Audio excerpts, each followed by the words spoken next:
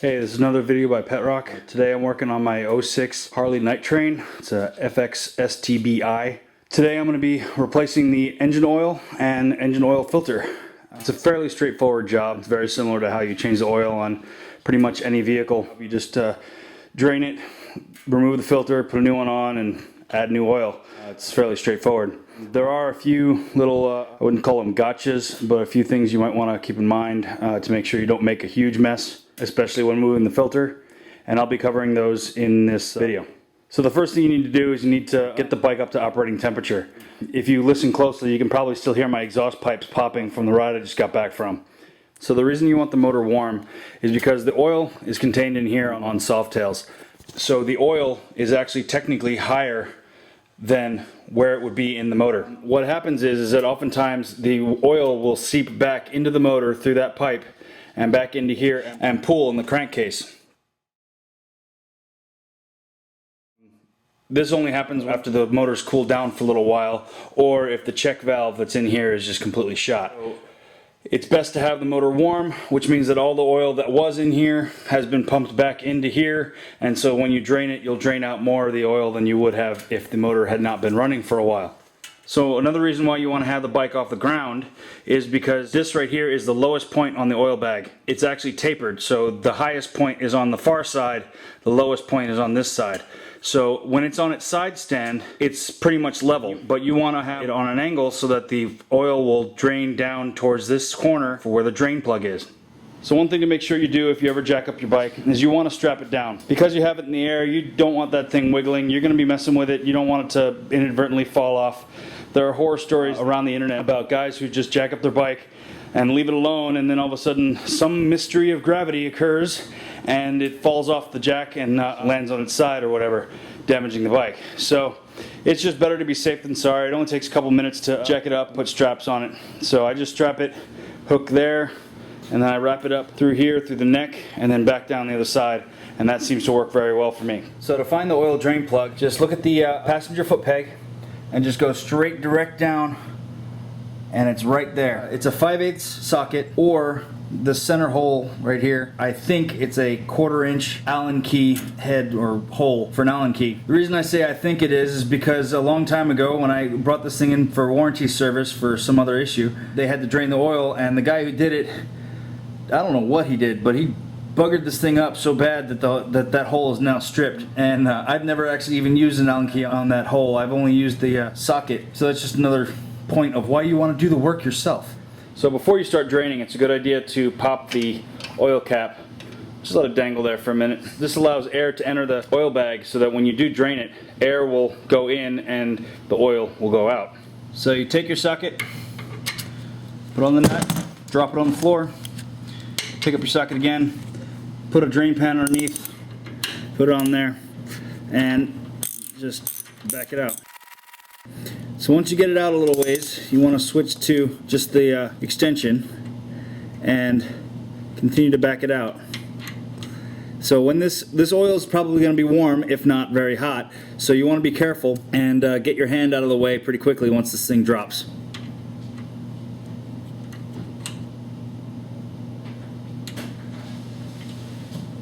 Like that. So now you just wait for the oil to drain. While you're waiting for the oil to drain, it's a good idea to take the drain plug and clean it off. And also, it's also a good idea to check the magnet on the tip, which is that little dark piece in the middle. You don't want to see any metal particles or anything like that on the magnet. That would indicate that you got some metal on metal wearing inside the motor, which is a bad thing, to say the least.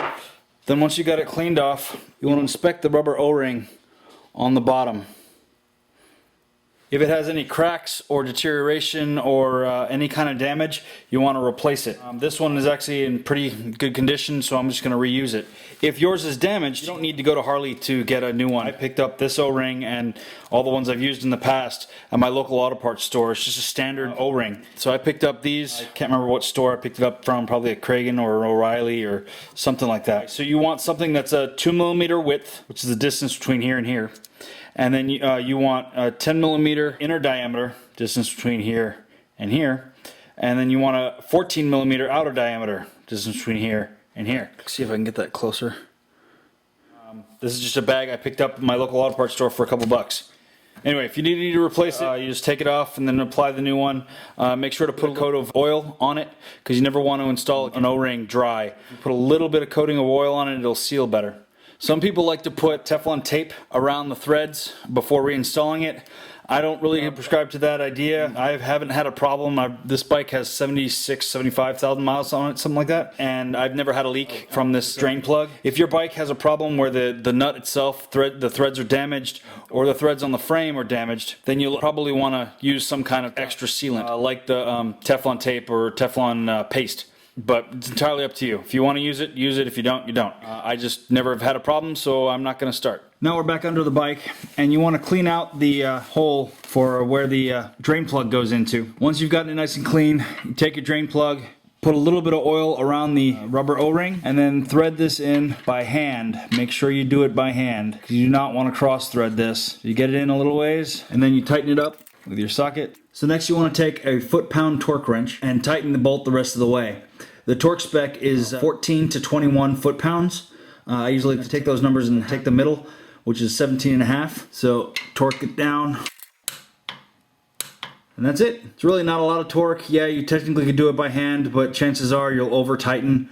That's just Murphy's Law, so I just like to use a torque wrench. If you over-tighten it, you could squish out the rubber O-ring and cause a leak. So just tighten it down to the spec and you should be all good. I've never had a leak doing it this way. Okay, now it's time to change the filter.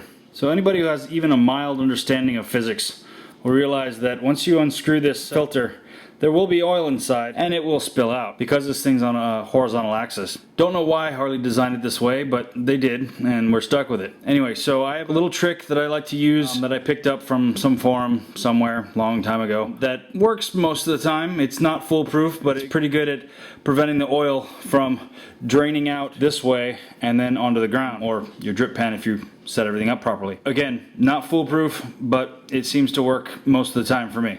So what I do is I create a little funnel out of the oil filter's box. Just basically flatten out the filter.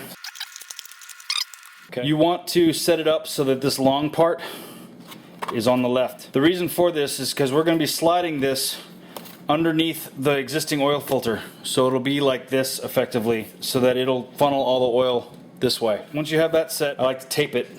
Just take some regular shipping masking tape or shipping tape, something, and just tape it in this form. This ensures that the oil doesn't try to leak through in any of the little cracks or holes or splits in this box. So now you have a flat board that you use as a funnel. You were going to throw this thing out anyway, so you might as well put it to good use. Next, you want to set up your drip pan directly underneath the oil filter, so in case it does drip at all, you'll be able to catch it. That's also why I put this metal pan underneath the floor jack, so in case there are any drips, it won't get on my garage floor. So next you want to take your cardboard and fold it up on this far side. That makes it so it'll clear in between the two rails. Next you want to take it and slide it in and behind the filter like that. You want a little bit of the cardboard sticking out here. You want cardboard directly under the filter. This will help prevent any fluid from coming this way, and it'll get funneled towards the front tire. Now you want to take the far side and bend it in a little bit so that it'll form a funnel and funnel the fluid this way. Next, I like to take some paper towels and stick them right here in this little trough, I guess if you want to call it that, right there, that's built into the motor. This is for two reasons. One is so that it picks the cardboard up a little bit, again forcing more of the fluid towards the front. In addition, if any of the fluid gets underneath the cardboard, it won't come dripping down here. It'll get stopped by the paper towel. So K&N filters have this 11/16 nut on the end so that you don't need to have a filter wrench. Use whatever you got. If yours requires a filter wrench, use a filter wrench. If yours is like this one, use the ratchet. Anyway, you want to loosen it slowly. Just crack it at first. So my motor's cold right now because it's been a couple hours since I first drained it. You know, dinner, it happens. Anyway, so the fluid's going to come out a little slow. If your motor's still warm, it's going to come out a little faster. So you want to be prepared. You want to push the filter, the cardboard filter I should say, towards the front and loosen it slowly, and you'll see it start pouring out onto the cardboard and into your drip pan underneath. And there you go. Try not to let the filter fall, but there you go. Now there's very little oil in this little trough here. Just soak up whatever's left with some paper towels. So as you can see, very little oil getting anywhere except for in that little trough. Doesn't drip all over the motor. Makes easy cleanup. So now just clean up all the oil that is in here with a paper towel and a rag. Clean off the mating surface for the filter. Make sure there's no debris or any scuffs or dirt or anything like that around here. Also make sure that the O-ring from the old filter didn't stay around. If you have any kind of debris here, the new old filter won't seal very well, so you want to have this as clean as possible. Now you take your new filter, take a little bit of oil, put it on your finger, put it around the gasket like that. I also like to take a little bit of oil and put it inside the threads like that. Just makes it easier to install and also remove later on. Then you take the filter and by hand spin it on. Don't use a wrench here, just spin it on until the rubber gasket makes contact with the mating surface. Then take your oil filter wrench or socket in my case, and you want to tighten it between 1/2 and 3/4 of a turn. Any less than that and you'll have a loose gasket, it'll leak. Any more than that and you'll squish the gasket out of place and it'll leak. So that's about 1/2. That's somewhere in between 1/2 and 3/4.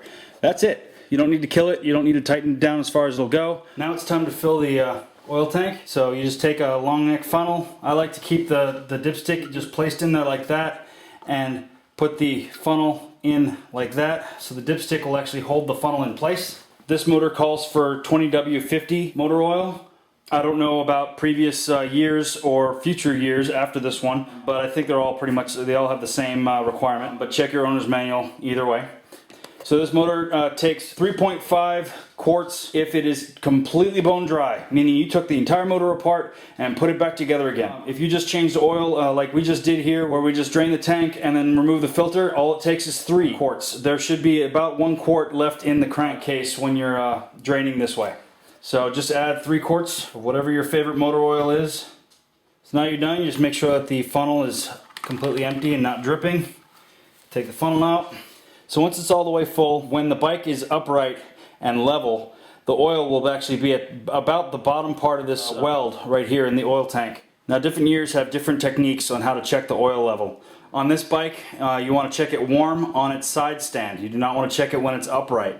You want the oil level between there and there, so the smooth part in here. Okay, so that's it. Just take the bike for a test drive. Make sure the oil level is where it's supposed to be when you're done. If there's too much oil in the oil tank, you can just use a turkey baster. I prefer the Pyrex kind because they're easier to clean. So I hope this video helped you out. If you have any questions, comments, or concerns, leave them in the comments section below. If you liked what you saw, click the like button. If you want to see more videos like this one on this bike and all my other vehicles, subscribe.